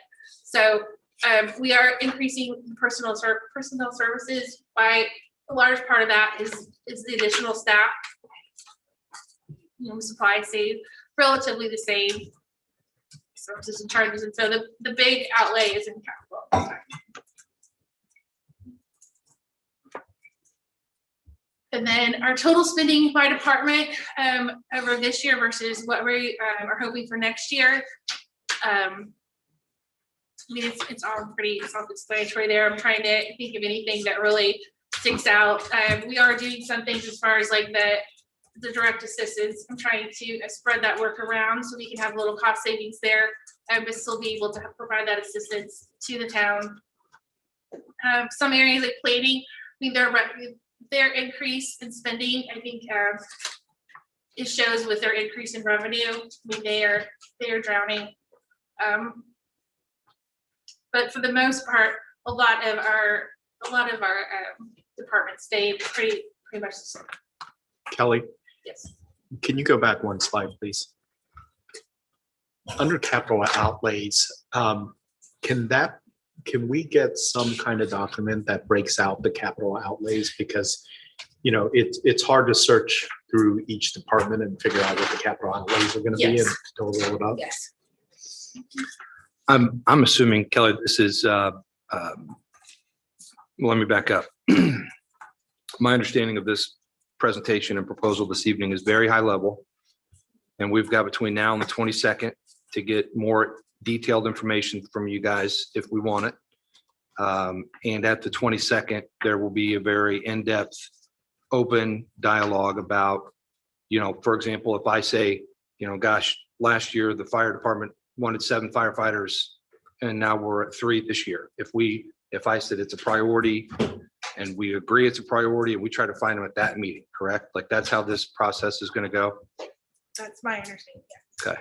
Yes. So we, at that meeting, we'll also have, that'll be where all the departments present to you. So to Councilor Troy's point, if certainly before then, right, we can get access to the capital outlays. But if there's anything we want to remove or add or change or whatever, that dialogue takes place on the 22nd. We do that 22nd, and then I guess we can go from there as far as if more meetings were needed. Okay. I've asked this before, but I'm going to just ask it again. I also want to find out what didn't make the cut. Typically, I'd hear from a department head to say, hey, here's all the things we wanted. He or she would come up, talk through that. I don't know that we're being granted that opportunity, but I would like to understand if they're saying, I want A, but they also wanted B.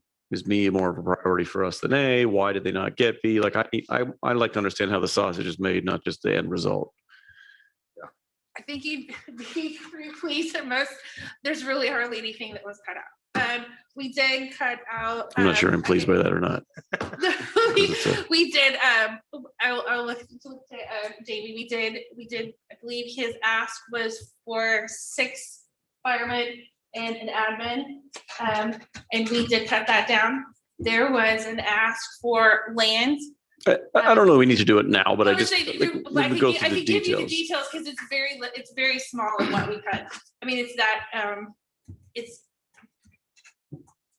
this budget is that robust. Like I could tell you things that we cut like off the top of my head, and it's pretty minimal. So I guess it would be also helpful to understand, and I'm not saying this is the case, but this is a fairly large swing in expenses.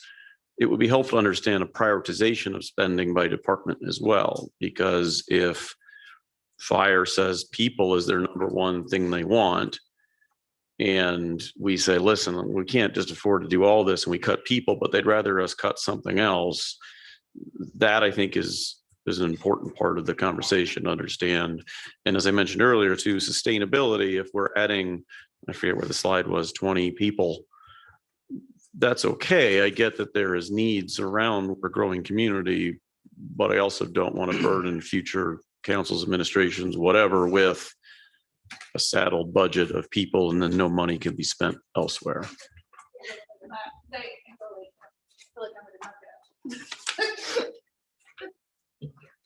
Tim Berry with Crow. Certainly, as you talk about salaries, some expenditures can be spent out of some funds, other expenditures can be spent out of other funds. And so a large amount of the increases, with the exception of the 16 new employees, was out of capital outlays. Those capital fund balances were growing substantially over the last 4 years for this purpose intended. Those details will be presented on the 22nd. You do have in your packet by department capital expenditures, but not what those actual capital dollars are for. That would be within the detail that will be presented on the 22nd. But part of that is, and when you say what priorities were, part of that largely was based upon sustainability. Right. Because of where those expenditures would be coming from now and into the future. And when you look at where the general fund will be, should there have been additional salaried individuals added, that would have impacted the general fund's sustainability into the future. So will that be kind of just a part of the presentation, or asked another way, I guess, revenues are up almost $3 million. That's great. So I understand, if we're adding a bunch of people because revenues are up, that makes sense because revenues are up because the community is growing. But is it possible to look 2, 3, 4 years down the road and make sure that, do these levels typically maintain because you add a person, they want and probably deserve raises, they deserve promotions, et cetera, et cetera, et cetera. Is all that kind of factored in? The majority of your revenue is based upon property taxes, which are based on a stable levy increase on an annual basis. This year, we're seeing a levy growth quotient of 5%, as the max, determined by the state of Indiana. Yeah. That is the largest we've seen in several years, though we would anticipate that continue to rise based largely upon the growth in assessed value that we've seen across the state and the growth in non-farm incomes that we've seen across the state over the last few years. The other major source of revenue is local income tax. And we are at a delayed receipt of those dollars from when the state receives those dollars. So we can watch as a precursor for how the state's income tax revenues are coming in on a monthly basis, on a real-time basis. And we continue to see those dollars grow at exponential rates, which is why every taxpayer in the state of Indiana just received a $200 tax rebate. Why the state of Indiana's revenues are far outpacing their expected revenues is largely on the backs of income tax, not so much on some of the other sources of revenue, but largely income tax. So we would anticipate that growth continuing as well. Third major source of revenue growth that you've seen, certainly here in Zionsville, and you heard it earlier tonight, is impact fees that are being paid, development fees, because of the growth in the activity, the economic activity that you have right now in Zionsville. And we would anticipate that growth to continue into the future. And that is a third growth in revenue, which is part of why we looked at some of those planning positions additionally, and the need for them, because the sustainable growth that we've seen in that revenue source over the last few years. Is that 5%? Aren't there exceptions you can make to jump that, or do we not meet those thresholds? Haven't other communities been able to sort of reassess because they've been growing so quickly that they're able to? We did that a couple of years ago. Did we do You that? were able to, and there is an opportunity to ask for a levy growth or an excess levy appeal. One of those areas where Zionsville has used that in the past is when you've looked at the rural service areas and moved them into the urban service district. That was done in 2018 and 19, I believe both. And should you choose to do that into the future with developed areas, which I believe is a part of your reorganization requirements, that when they meet certain thresholds, they would move into that urban service district. You would be able to do that as well into the future and get potentially an excess levy to also grow that levy for those areas that you're bringing into the urban service district. Thank you. Thanks for presenting most of it. Obviously, just kind of going through it at first look, paying attention to the larger variances from one year to the next. A lot of salary. There's definitely some capital projects that I'd like to know, I'm assuming fire trucks and that kind of thing, cars. But I'm just curious about in the DPW budget.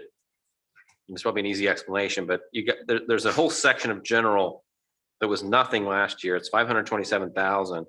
But when you look at the categories, Medicare, perf, health insurance, et cetera, a lot of salary stuff shows up in MVH as well. So I kept thinking, oh, they're just moving these funds, and so I'm going to see those balances somewhere in 2022, but I don't see them. So it looks like the balance, it's like the budget. I mean, I'm just confused why there's $527,000 of new money, but it looks like that's already included in an MVH line. Does that make sense? We've largely broken that out because it's a new budget line that's always typically been in the general fund area, many of those expenditures. And so those have been broken out. They were not broken out previously from that. But again, you're putting we can go into more into detail general. on that on the 22nd. Okay. Yeah, I definitely got to figure that one out. Because the dollars are going into general, but they're not coming out of anywhere else. And that line. Well, the expenditures are out of the general fund overall. Oh, but not DPW? Yeah. Okay. Gotcha. Cool. Appreciate it. I've got a couple of questions in regards to our funds, our reserves. So we've made comments that, or we've had comments made that the fund balances were healthy before, some of us even took office in 2019 or 2020, but that they've become even more robust over the last 3 years. So what led to the increases in our fund balance? Is it just a delta of we just accumulated more funds in that? Is it that simple? I think it's responsible budgeting. One, there was uncertainty during COVID. And I think that was led by you, the members here, and the administration, not knowing what impact COVID would have on revenues, and a cautiousness by the town to responsibly budget moving forward and not spend some of those large balances that you had, knowing that you didn't know what impact it would have on income tax revenues largely. I think that's a major piece of that. You certainly had nice balances moving in, but when you look at where with the additional spending on capital that is proposed in the budget, you still would end 2023 with your budgeted items, your DLGF fund items, with 60.7% of the proposed 2023 expenditures. Prior mayor adopted a policy that they would annually look at those to ensure that you had between 15 and 20% of those balances on hand at the end of the year. You will have 3 times that at the end of 2023 as proposed. Additionally, even this year, you received a supplemental lit distribution, and none of those dollars have been appropriated through additional appropriations. So those are dollars that are flowing through into the funds to maintain healthy financial balances today. Okay. Yeah, that was part of what I was asking, was that did we have the revenues exceed our expectations? And that's what led to the fund balances. The second part is, and you kind of touched on it a little bit, is there a best practice around where fund balances should lay? Because it sounds like we're, by what you just said. The policy that was adopted in January of 2019 is a prudent policy, largely around the guidelines that are issued by the Government Finance Officers Association.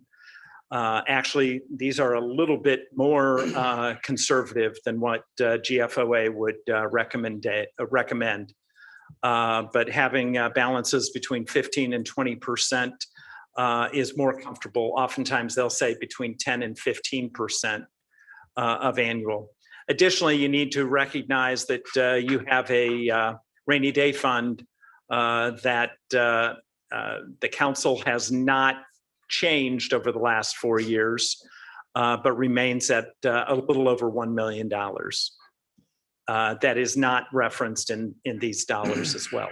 So that's over and above the 60% that we would anticipate the town in 2023 if the proposed budget was adopted. And obviously we know there may be some changes, more than likely will be some changes, but given that you would have more than healthy response or reserves. Tim, was I hear words and phrases like higher than expected revenue, larger than expected account balances. Was there ever consideration in this budget to giving money back to the constituents? I mean, I know you have a mechanism to do that. You mentioned. Do you have a proposed mechanism that you would do that? Well, I don't know. I mean, we're not the state, so I don't know. Could we lower some of our local tax? Could we, I mean, the state just sent out money to some people. I mean, because they have reserves. I mean, if I'm sitting at home and watching this and I'm hearing higher than anticipated revenue, larger than anticipated cash balances, I'm thinking, I feel like I'm overpaying.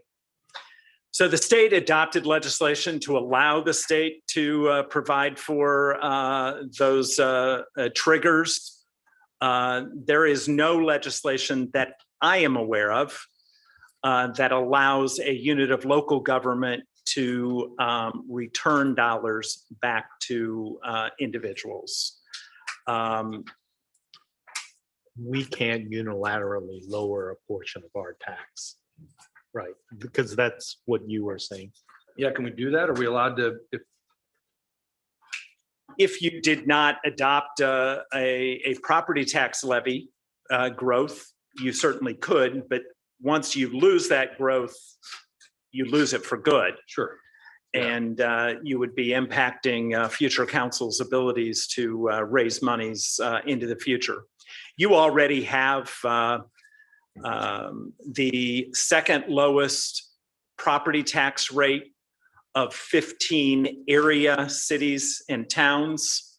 I believe the only town, and I don't have the chart in front of me, but I believe from memory, the only town that has a lower tax rate than you is Avon. You already have the second lowest from Lafayette to Avon, Brownsburg, Kokomo, all of the Hamilton County communities. So you already have a very low property tax rate that limits your ability to raise money to provide those services to your constituents. Maybe Counselor Choi, you can fix that when you're at the State House. Fair enough.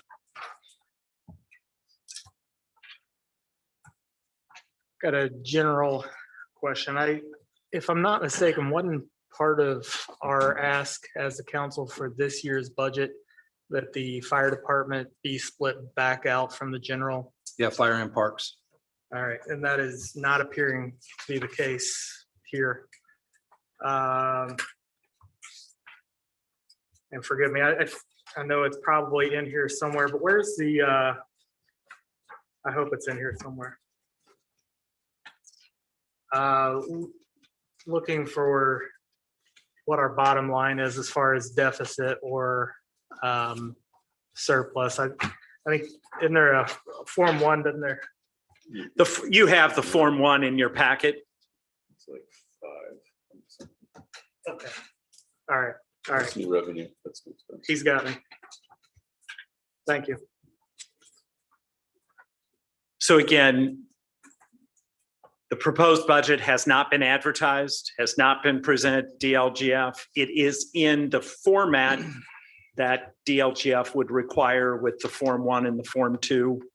But nothing has been advertised. That will not be done until after the budget workshops on the 22nd.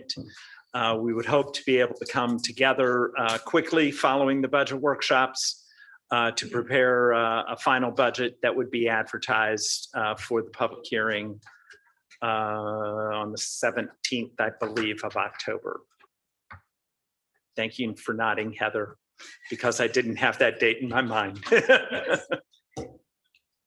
And I don't know, Tim, if you want me to try to answer the question that Councilor Traylor just brought up about splitting out the fund balances. So I'm going to look at Tim and like kick him under the table from afar, but to make sure I'm not saying it incorrectly. But Tim did reach out to the DLGF to determine if that was allowed. The short answer is yes. It's not an easy process sometimes, because what happened is you had you had the same property tax income stream that supported 3 separate levies prior to collapsing them into one budget. And so you have to go back and establish the 3 separate levies again versus 1 separate levy.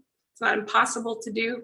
You can technically do it. There are some limited reasons why we were able to do it, because we did not eliminate the actual funds themselves. But for that, the town would not be able to go back and split those levies out. So technically the answer is yes. And I think Tim's going to talk a little bit further, is my understanding, in the budget workshop around sort of the pros and cons of doing that, and be prepared to answer that a little bit more fully, just to have that discussion. But that's the discussion that Tim and I have. And I do know that he did take that step at Councilor Plunkett's request to confirm that with DLGF as an option. So. Yes, Kelly and I did ask the question during our workshop with the DLGF, and they did confirm that that was an option that could take place. So what would does this timeline provide for that to be completed? Like, for example, if we get into 922, and to Councilor Traylor's point, I mean, that was a non-starter for us, right? Like, we want these separated back. If we're in that meeting and we're like, listen, everything looks great, but we want this to happen, this has to happen. Is there time in the budget timeline to allow for that to happen? It would require swift action, but yes. Okay. Yeah, one of the things that we've talked about is making sure that we have the meeting on the 22nd before the town would send the Form 3 to the Department of Local Government Finance. That's been something that's really important that we've talked about at the council level, and I know we've communicated about as well, just because that Form 3 then sets the advertised budget and the maximum levies that we can achieve. So we want to make sure that there's a lot of input prior to that time. Last time we were sort of in a situation where the Form 3 got submitted. It was submitted with the funds collapse. The council weighed in. There was not a legal way for us to go back at that point to separate that back out. So we're trying to build time into the process to look at all these things and make sure the council feels comfortable before the Form 3 is submitted. And that's what we want to accomplish. And I believe we're having the 22nd meeting, then we'll have a public meeting. The meeting on the 22nd will be the budget workshop, and that will allow for members of the public to view that meeting, hear that discussion, and then we'll have a regular meeting on the 3rd. I believe it has to be submitted by October 17th. 12th. So we have a tight window, but there's time. But The 12th is the absolute last day to submit it. We certainly want to submit it prior to that point in time. And the goal is to submit it by the 3rd. And we were talking a little bit as well. So we have the statutory deadlines that are, kind of in statute as the number of days that you have to back into. The Department of Local Government Finance then processes a calendar, and that's also included in the AIM budget bulletin that we distributed.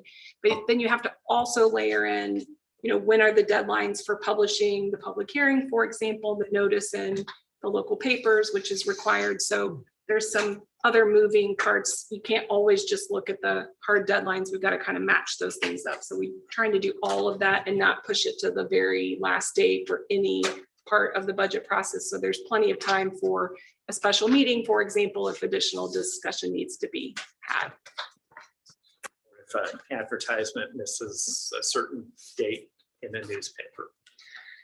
And I don't want to speak for everyone, but I think given that you said it would take swift action to make that happen, my personal objective goal is that after seeing the audit and seeing the situation the council is in with not having just the overall financial picture of the town, that we're kind of, it's not neat and tidy right now. And again, not on you, this was before you were here, but I'd really like to see us undo everything that was changed by the current administration to get us back to at least where we were, which I think is also the desire of the administration. I think they're doing an RFP, but ultimately they'd like to go back to the old software that we were using, which would be fantastic. I think just while we're at it, let's just get everything back to the way it was and start fresh. I will say, and this is, I'm putting my old hat on, that when you have funds in the general fund combined, it does provide you some more flexibility to create your individual priorities on a year by year basis. During the year to move money around move money around within that year, and also from one year to the next to create new budget priorities that might arise that next year. And I want to eliminate flexibility. I don't want more flexibility. I want to eliminate the flexibility. The flexibility is on the behalf of the council. Flexibility, as the fiduciary of latitude the town. has been taken, and I want as many controls put in place as possible. I think when the phrase is said that it provides you with flexibility for your it does not provide us flexibility with our projects and our priorities, because that has not been addressed at all in 2.5 years, our priorities. So speaking of priorities, if there are priorities that counselors have beyond splitting these dollars out, who would we send those to? Okay. Thank you. Just one comment. Look forward to the workshop, and looking forward to talking to the Parks Board and Jared. I kind of expected that maybe there'd be something in here that would be a capital outlay, anticipating some additional costs beyond the bond for Carpenter if it were to pass, which has not passed yet. Otherwise, we're putting everything on a bond that's being put in at $1 million more than the asking price of the property. And to Jason's point earlier about not to cut anything. I mean, I'm a fan of the project, but it puts everything on the bond that people have to pay when we have a cash balance where we might be able to put money into this to take some of the heat off that bond and move some money around. And I don't know, I'm just going to ask the question, but I think it also just makes a little more sense to begin to put money into this. It's not going to be bond money, because my understanding is over the next 5 to 10 years, we are going to have to begin to put more money to support all the programming. And I heard Josh's earlier question about the foundation. I wouldn't bank on that either. I hope that it gets self-funded by the foundation, but if not, I think the town is going to have to think about resources to support what we want there. I don't want to vote to buy it and then not be able to actually have it be used the way we want it to be used. So just a question I'm going to ask. Thanks. Kelly, will we get this PowerPoint tonight? Is that possible to have emailed out to us? And no different than council questions or priorities, or priorities, I should say. If there are questions about specific expenses or specific items, we send that to you also. Okay. Out of curiosity, one of the things you talked about is that we're the second lowest in property tax levy. That how did we get there? Is that I love not burdening our residents with higher property taxes, but I just want to understand, how do we get to this point? And Started with a low rate. Just started with a low And rate. because you can only raise your levy a certain amount as mandated by the state of Indiana on an annual basis, So you're there. Additionally, you have been blessed with assessed value growth over the last few years, higher than average. And because of that, that also puts pressure down on that rate. Because when your assessed value is growing faster than your levy growth, then the rate has to be adjusted downward. And that is all good, because that also limits the circuit breaker impact that the town would realize. And so as a result, this year, the circuit breaker impact was down significantly over where it was in prior years. The estimates within the revenue are for it to go back up, because we wanted to ensure that we had a conservative plan to present for you within the budget. So I believe your circuit breaker loss this year was a little over 100,000. Back in the budget, we have close to 700,000, I believe. Thank you. But you have very small circuit breaker loss because your rate is significantly lower than most other communities. Any other questions for Tim or Kelly? Thank you. Thank you very much. Up next is other matters. This kind of goes with maybe the last presentation, but I do want to just make counselors aware. I've asked Heather to put together some ideas and thoughts and expenses on our ordinance rewrites, just because we've got a lot of, we still have town clerk in some ordinances. We still have just some things that we probably want to clean up a little bit. Not sure how much that's gonna cost, but that would be something that I would ask to be put into the town council budget, if you guys are open to that. Also, I know that there are legal fees that Heather has, just because she's being pulled into meetings with OpenGov and things that are outside of her retainer, RFP, asked to redline RFP processes, that kind of stuff. Like, those are all things that are outside the framework of her retainer, that she's being pulled in to do things for the administration, essentially. And I've asked her to track those hours as well. Her contract allows them to bill hours to us. So you'll probably see that come through soon, and likely an item in the budget for that next year also. It's just a contingency, so. Heather, talk to me about council priorities in the budget. I'm aware of the limitations, what the council can and cannot do. Council cannot sign contracts. So if we put something in the budget, how do we get it so that it actually happens? In other words, do we need to put it in our budget? Like, we can all agree on September 22nd that I've got something that's important to me for $100,000 and I'm going to put it in the general non-departmental services and charges legal bucket, right? We're all like, this is a great idea, let's do it. And then we pass the budget. How do I get assurances that gets done? I might ask Tim to come back up because we were talking about this prior as well, just making sure that, you're spending within the buckets for which the levy is raised. So that's the first and most important thing. So for example, if you can't spend parks tax money on police department matters, you can't spend police department matters on fire department processes, right? So you're always going to look at your fund balances. I think what we also have to do is just articulate in the budget and then hold the administration accountable.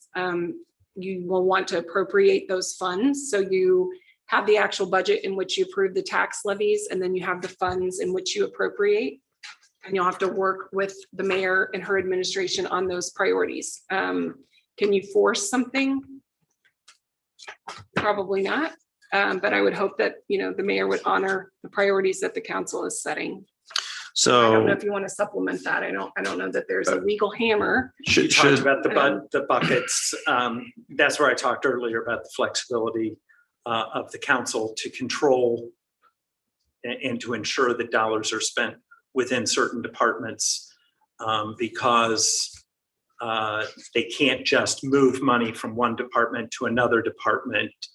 That does require a transfer before the council in order to do that. Yeah, and you can use other mechanisms to leverage those priorities. For example, you could require that all capital expenditures be specifically approved by the council before the funds are appropriated. We've done that in the past with the Parks Department, for example, and a lot of this budget is capital expenditures.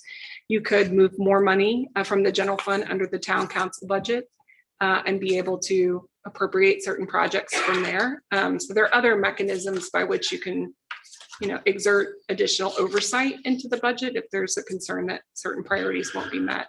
So, if we have a priority or priorities, I have some things in mind, but other councilors may too. Should that be in the council budget to then have it reallocated in the department when it's to be spent? Because if I put it in a budget, let's say economic development is something I'm interested in, which it is, and I put it in the right budget, it can be spent on anything else as long as it meets that criteria. And I don't want that necessarily to happen. And so I'm just looking for a mechanism to say, hey, if we all sing Kumbaya and say, I want $100,000 to go towards this thing because I think it's good for the town, that it can't be spent on something else that may come up because it's in that same bucket. Does that make sense? I think one thing that we should probably clarify, and Tim, you can weigh in here too if you want, but if money is appropriated or if money is budgeted for a specific purpose, regardless of whether it's in the general fund or another bucket, I call them buckets because it's easy for me to think about money being, deposited in certain buckets. You have to use it for the purpose in which it was approved, unless you come back and you ask for that money to be transferred. So transfer from one place to the next place through an additional appropriation. So I don't think there's a mechanism where anyone, and we saw that in the State Board of Accounts report, should just be moving money around for purposes that were not specifically approved as part of the budgeting process.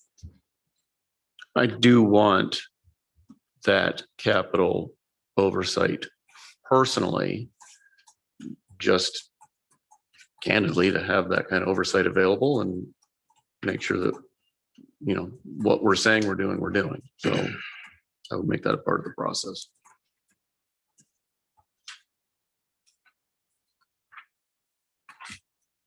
Any other matters from councilors?